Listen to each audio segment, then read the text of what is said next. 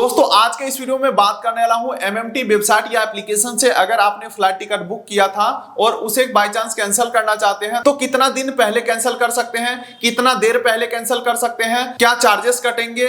अगर आप उस टिकट को मॉडिफाई करना चाहते हैं, दूसरे डेट में बुक करना चाहते हैं यानी कि रिशेड्यूल करना चाहते हैं तो क्या चार्जेस लगेंगे, रिशेड्यूल करना सस्ता पड़ेगा या कैंसिल करना सस्ता पड़ेगा। इसके अलावा क्या हम एयरलाइन को कॉल करके टिकट को कैंसिल या रिशेड्यूल करवाते हैं तो वो सस्ता पड़ेगा, या डायरेक्टली एमएमटी वेबसाइट या एप्लीकेशन से रिशेड्यूल या कैंसिल करेंगे तो ये सस्ता पड़ेगा।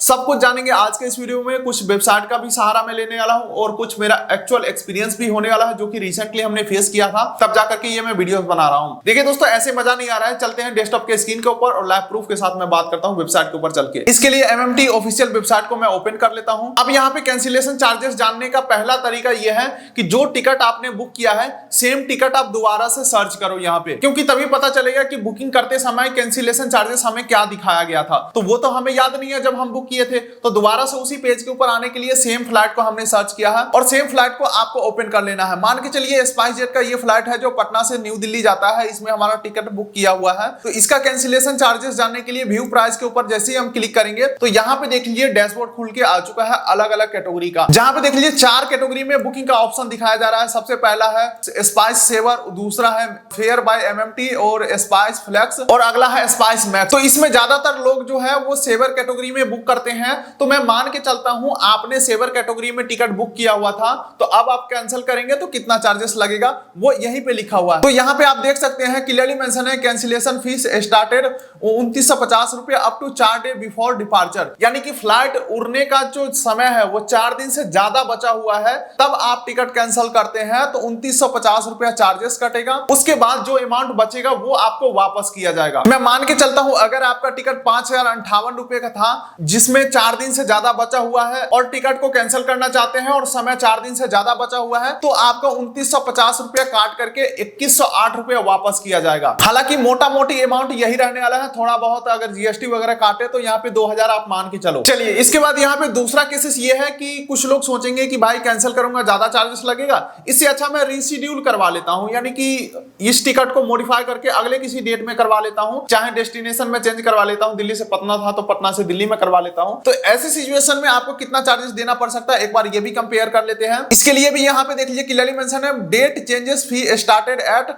Up to 4 days before departure, यानी कि 4 दिन से ज्यादा समय बचा हुआ है और टिकट को मॉडिफाई करवाना चाहते हैं तो 2250 रुपया इस टिकट में से कट जाएंगे। यानी कि मान के चलो 5058 का टिकट है और 2250 रुपया कट गया तो इस टिकट में से एडजस्ट होगा 2808 रुपया, जो कि अगला कोई अगर टिकट आप बुक करते हो और वो उस टिकट का प्राइस 6000 रुपया है तो 2800 रुपया इसमें से पे हो जाएगा। बाकी यहाँ पे 6000 अगर मैं माइनस करता हूं तो 3192 रुपया एडिशनल आपको पे करना पड़ेगा, फिर आपका जो टिकट है वो नए डेट में बुक हो जाएगा। अब यहाँ पे दोनों को अगर कंपेयर किया जाए तो कैंसिलेशन चार्जेस 2900 है और डेट चेंजेस चार्जेस 2200 है, यानी कि 500 रुपये का फर्क पड़ रहा है। तो आप देख सकते हैं कैंसिलेशन के साथ जाना है या रिशेड्यूल के साथ जाना है। चलिए अब इसके अलावा मैं मान के चलता हूं अगर आप दूसरे कैटेगरी में बुक किए होंगे तो सेम जिस तरीके से यहाँ पे समझाया गया है सेम उसी तरीके से यहाँ पे भी समझाया गया है। अगर आप ये 5058 का टिकट आपने 58 से 4 रुपए में बुक किया होगा तो यहाँ पे आपको फ्लेक्सिबिलिटी मिल जाता है फ्री कैंसिलेशन, यानी कि कैंसिल करेंगे तो कोई चार्जेस नहीं लगेगा, डेट चेंज करेंगे तो भी कोई चार्जेस नहीं कटने वाले हैं। तो इसी तरीके से आप समझ सकते हैं सभी कैटेगरी के बारे में जो कि यहाँ पे क्लियरली मेंशन है।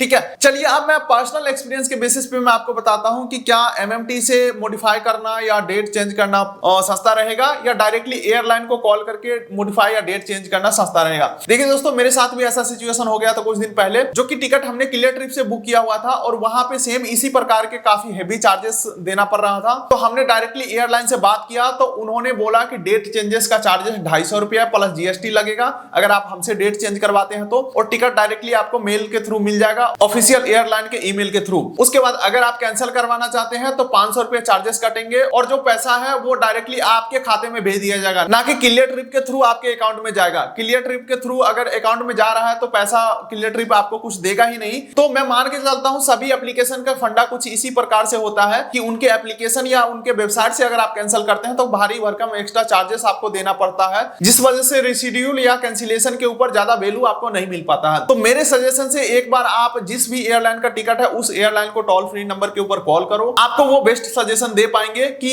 एयरलाइन के के थ्रू कैंसिलेशन या रिशेड्यूल के ऊपर क्या चार्जेस है, और वेबसाइट के थ्रू आप तो देख ही लेंगे जिस तरीके से मैंने आपको बताया। चलिए अब एक बार प्रॉपर टिकट कैंसिल करने का तरीका देख लेते हैं। अभी तक तो हमने चार्जेस समझा है, मान के चलता हूं फिर भी आपका फाइनल डिसीजन है कि वेबसाइट से टिकट बुक किया हुआ हमें कैंसिल करना है, तो चलिए उसके लिए भी प्रोसेस देख लेते हैं। तो ये मैं आ चुका हूं एमएमटी के होम पेज के ऊपर। सबसे पहले आपको उसी मोबाइल नंबर या उसी ईमेल आईडी के थ्रू लॉगिन कर लेना है एप्लीकेशन या वेबसाइट में जहां से आपने टिकट बुक किया था। तो देख लीजिए मैं यहाँ पे लॉगिन हो चुका हूं। अब यहाँ पे माई ट्रिप के ऊपर क्लिक करना है, तो आपने इस आईडी से जितने भी टिकट बुक किए रहेंगे सबके सब यहाँ पे आ जाएगा। फॉर एग्जांपल आप देख सकते हैं यहाँ पे चंडीगढ़ से पटना का हमारा फ्लाइट है, पटना से दिल्ली का है, ठीक है, चंडीगढ़ से पटना का है। जितने भी आपके बुकिंग होंगे सबके सब यहाँ पे खुल के आ जाएंगे। जिस भी टिकट को आपको कैंसिल करना है उसके ऊपर यहाँ पे व्यू एंड मैनेज बुकिंग के ऊपर क्लिक करना है। उसके बाद देखिए टिकट वाले सेक्शन में आपको कैंसिल करने का ऑप्शन मिल जाएगा।